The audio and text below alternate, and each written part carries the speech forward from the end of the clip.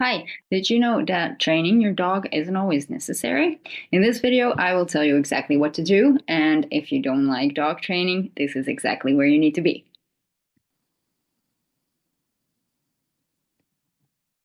So, what exactly do you do without training? Without training your dog. So, the concept is to raise your dog without the classical obedience training. Um, That being said, of course, we need to raise them, but we need to raise them based on cooperation, communication, and the dog's natural ability to learn. So their natural learning process. Um, Everyday experiences are of utmost importance. They need to prevail. So we need to be there for our dogs. And I will get into that in just a second, what we exactly need to do. But we need to be aware of our own energy as well. Our energy is so important when working with dogs. Even if we are training, it's still important. Training doesn't annihilate the energy that we give off to our dogs, and the energy they resonate back. So we need to focus on cooperation, communication.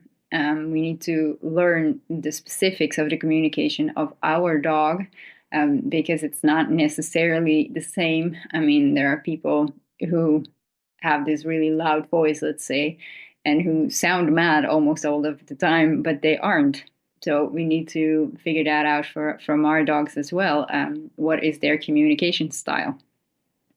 It's not always the same. Of course, there are basic things that are the same. If I am sitting here like this, you might see that I am very close. But if I'm sitting here like this, I'm very open and telling you stuff, teaching you stuff.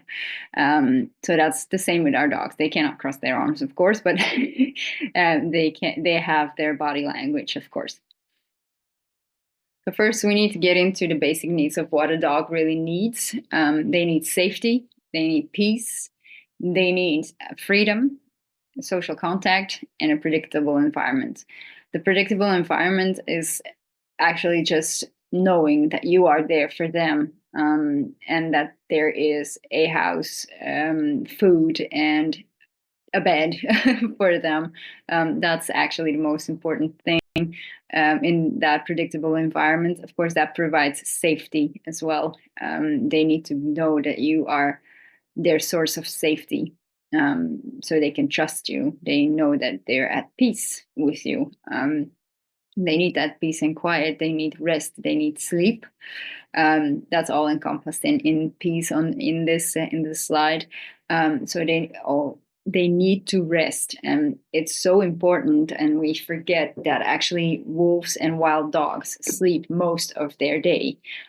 They will only get up to go eat, and then they will go back to sleep. Or yeah, well, they will go up and hunt, of course, and that can take some time. That might take some hours, but they're not constantly on the move.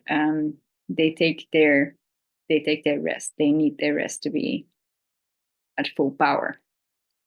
Dogs also need freedom. That doesn't mean you need to let your dogs roam free.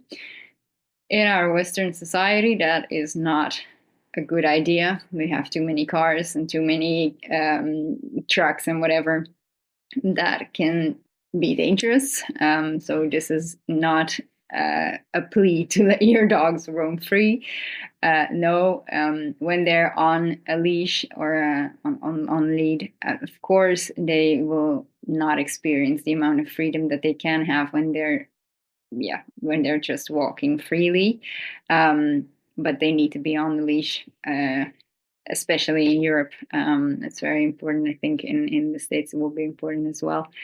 Um, but we need to give them the freedom of choice. For example, if we're on a walk and we can go left or right, let your dog decide. Why not? Why not let them decide where you're going?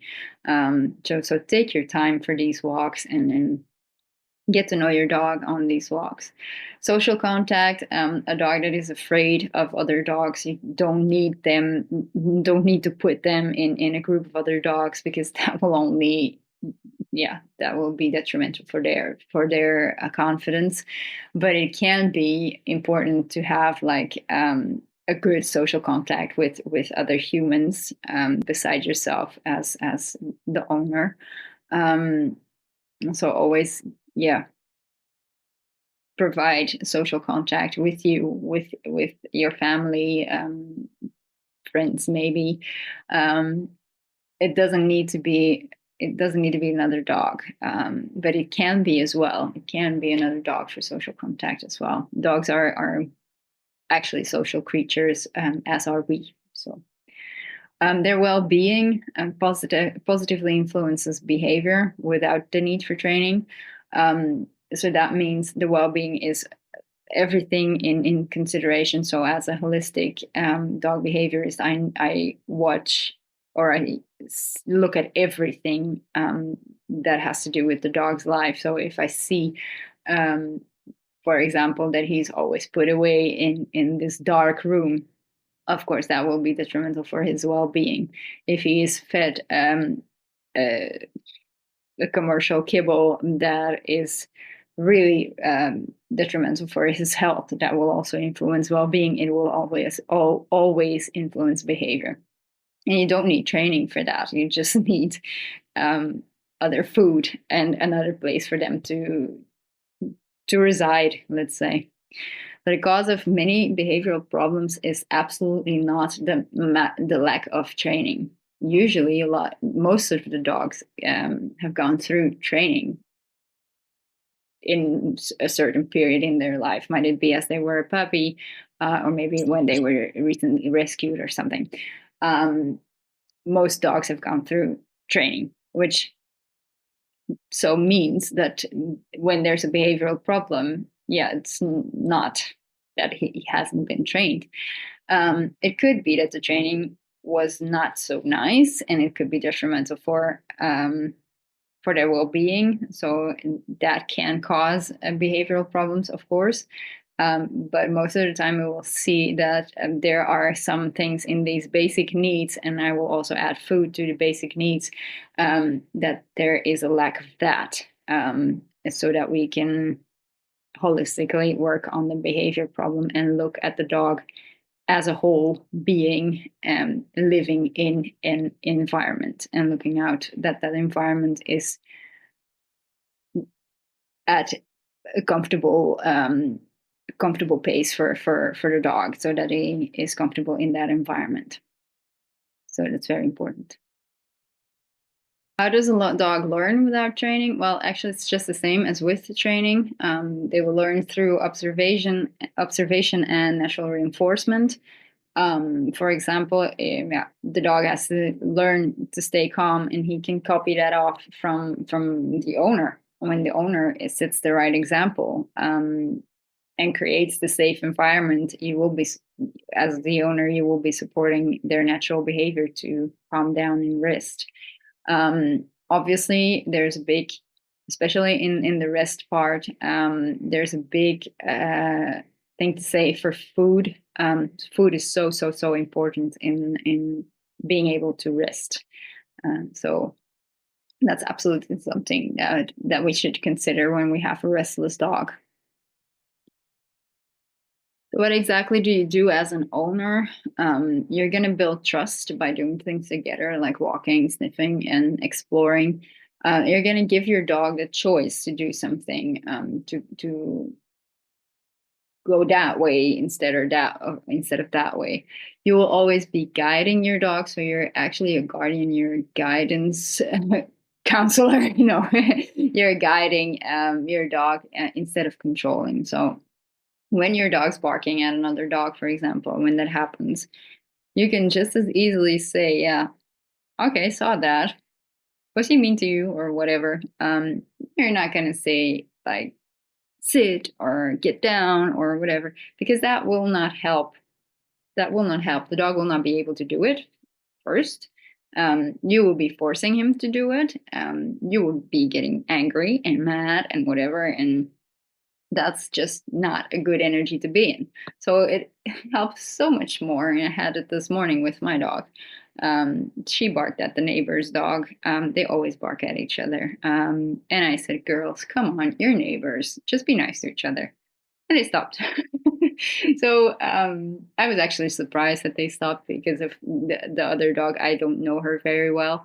Um, and she stopped, but she started barking again. My dog was on the leash, and she looked at me like, "Yeah, actually, you're right."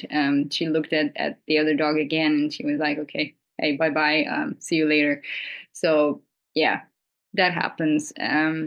And that kind of stuff is. I was guiding her through it. Like, was like, "Yeah, come on, you have to do this. You don't have to do this." I can yell at her. I can tell her that she's a bad dog. She's not a bad dog. She's just very afraid. She'd been attacked 3 times by a dog getting out of their yard. So every dog that barks at her from behind a fence, yeah, she gets really anxious.